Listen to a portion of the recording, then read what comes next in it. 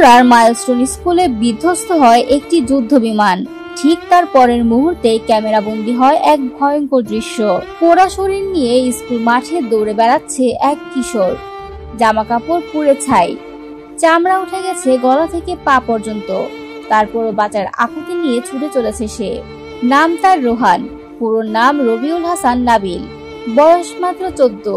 Milestone স্কুলের 7ম শ্রেণীর শিক্ষার্থী। ভিডিওটি ভাইরাল হতেই সোশ্যাল মিডিয়া কেঁদে ওঠে। সবাই জানতে চায় কে এই ছেলেটি, বেঁচে আছে তো। পরদিন মেট্রো রেলে এক অভিভাবক কান্নায় ভেঙে পড়েন। পাশে বসা সাংবাদিক জিজ্ঞেস করতে তিনি বলেন, ভাই, এটা আমার ছেলে, যে আগুনে জ্বলতে জ্বলতে মাঠে দৌড়াচ্ছিল। সেটা রোহান। এখন সে বার্ন ইনস্টিটিউটে ভর্তি। রোহানের বাবা নিজামুদ্দিন পেশায় পাইলিং এর ঠিকাদার, থাকেন উত্তরার 12 নম্বর সেক্টরে। বলেন, রোহান সাহসী ছেলে। ওরা শরীর নিয়ে সে নিজেই হাসপাতালের বেডে উঠে মায়ের ফোন নম্বর বলেছে। চোখের জল মুছতে মুছতে তিনি আরো জানান, সকালবেলা ওকে স্কুল গেটে নামিয়ে দিয়েছিলাম, কিন্তু ফিরল না।